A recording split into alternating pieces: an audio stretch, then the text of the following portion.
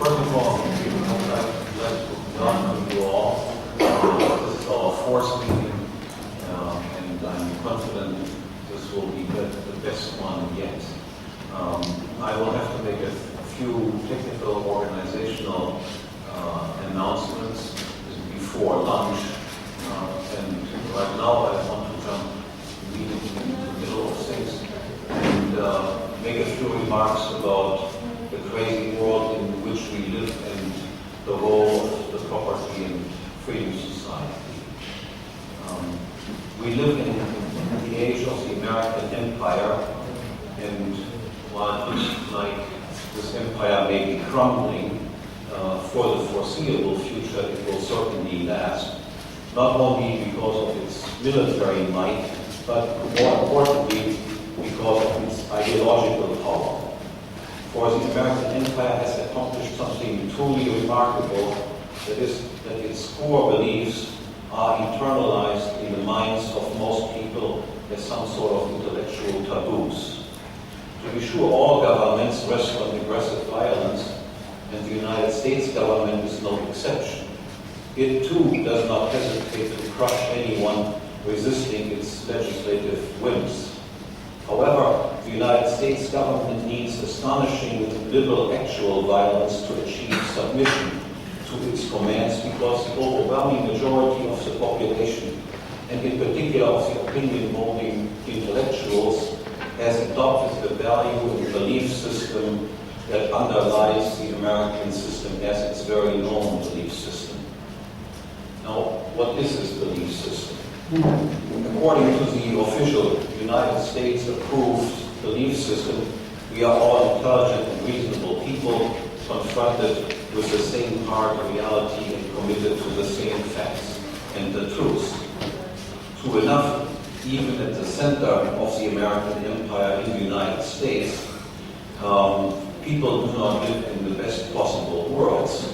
There are still some defects that need to be fixed. However, with the American system of democratic government, mankind has definitely found the perfect institutional framework allowing for continuous progress on the way toward an ever more perfect world.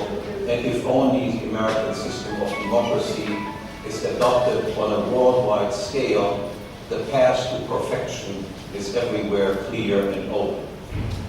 The only truly legitimate form of government is democracy. Any other form of government is inferior. There exist monarchies, dictatorships, and theocracies, and there exist feudal lords and warlords, and since any government is better than no government at all, democratic government must, out of necessity, at times cooperate with other non-democratic governments. Ultimately, however, all governments must be changed according to the American ideal, because only democracy allows for peaceful change and continuous progress. Democratic governments, such as the United States and its European allies, are inherently peaceful and do not wage war against each other. If they must wage war at all, their wars are always wars of defense against aggressive, non-democratic regimes. That is, they are just wars. Thus, all countries and territories that are currently occupied by American troops or those of its European allies have been guilty of aggression by definition. And their occupation by foreign troops is an act of self-defense and of liberation on the part of the democratic West. The aggressiveness of the Islamic world in particular is proven by the very fact that large parts of it are under American and Western occupation, and more areas still are provoking such liberating occupation. Democratic governments are of the people, by the people, and for the people. In democracy, no one rules over anyone, but the people rule themselves and are hence free. Taxes are contributions and payments for services rendered by government, and tax evaders are accordingly thieves who take without pay. And harboring fugitive thieves is then again an act of aggression against the people from whom they flee. Private property, markets, and profit-making are good and useful institutions, but democratic government must see to it, through proper legislation, that private property and profits are acquired and used in a socially responsible way, and that markets function efficiently. Moreover, markets and profit-motivated business cannot produce public goods and thus satisfy social needs, and they cannot take care of the truly needy. Social needs and the needy can be taken care of only by government.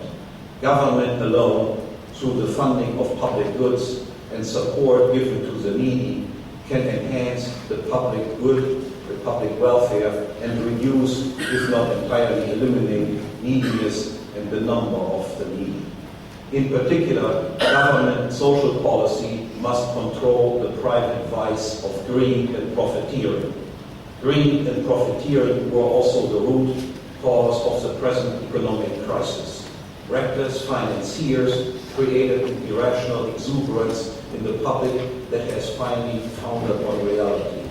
The market manifestly failed, and only government stood ready to save the situation. And only government, through proper regulation and supervision of the banking industry and financial markets, can prevent anything like this from ever happening again.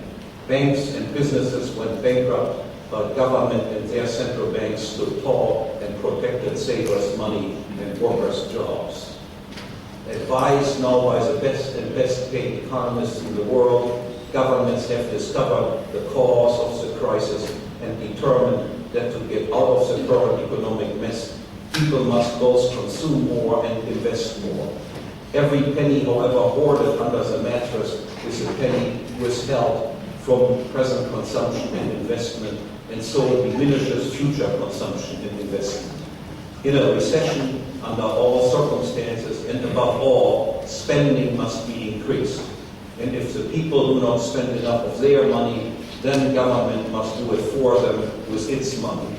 Wisely, governments are equipped to do so because their central banks can produce all necessary liquidity. If billions of dollars or euros will not do it, trillions will. And if trillions will fail to do the trick, then quadrillions surely will. Only massive government spending can avert an otherwise unavoidable economic meltdown. Unemployment in particular is a result of underconsumption, of people not having enough money to buy consumer goods, and it must be cured by giving them higher money wages or higher unemployment benefits.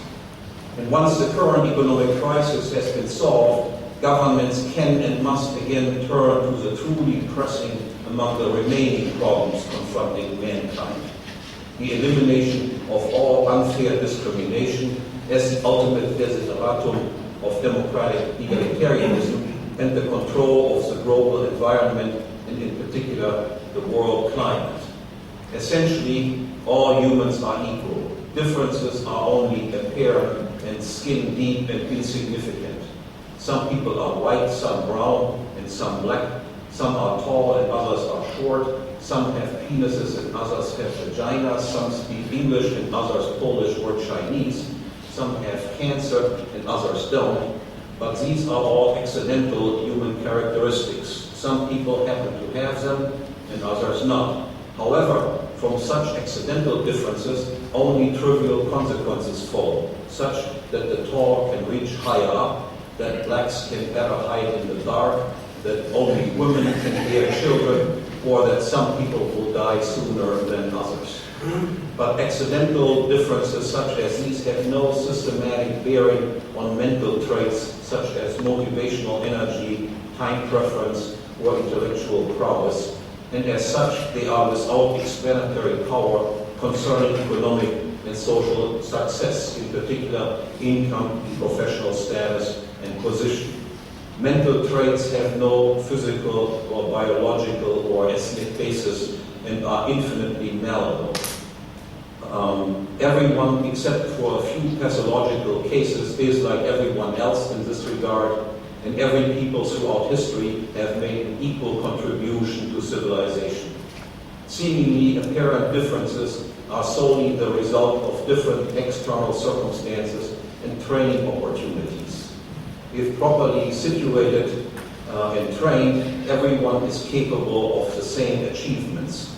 All income and achievement differences between whites and Asians and blacks, between women and men, Latinos, Anglos and Thais, and Hindus, Protestant and Muslims would vanish and disappear. Whites could be brought up to compete on a par with blacks for the highest prizes in the NBA, in the 100-meter sprint, and in long distance running, and blacks could compete with whites and Asians in math, chess, and engineering. If it is found instead that the representation and distribution of various accidental groups in various social positions and income, wealth, and professional status is unequal, then this shows unjustified discrimination, and such discrimination must be rectified by appropriate affirmative action programs by which the discriminators must compensate the unjustly discriminated. There is just one possible exception from this general principle of human equality and the evil of discrimination. Because beyond any reasonable doubt, there was one crime in history committed by one particular people against one particular other people that is the greatest and most atrocious crime of all times. It cannot be ruled out that this uniquely criminal disposition on the part of one people and this unique victim status of one other people has genetic roots. And insofar as this possibility cannot be ruled out, it is only fair that the collectively guilty must continue to compensate the collective victims, and everyone else must give this one victim group its special due and discriminating respect. Hand in hand with the efforts to eradicate the evil of discrimination, democratic government must tackle the fundamental task of overcoming the excessive human particularism, the individualism, the localism, the provincialism, the regionalism, the nationalism, which is still ingrained in the minds of most people, and promote instead the ideal of universalism and of the universal man and the interest of humanity as such. The necessity of this policy is demonstrated most dramatically by the dangers of global climate change. As a result of countless selfish acts, the unregulated production and consumption of various non-renewable sources of energy, the whole globe is threatened by unimaginable catastrophes of tidal waves, sharply and suddenly rising sea levels, and the emergence of momentous ecological imbalances and instabilities.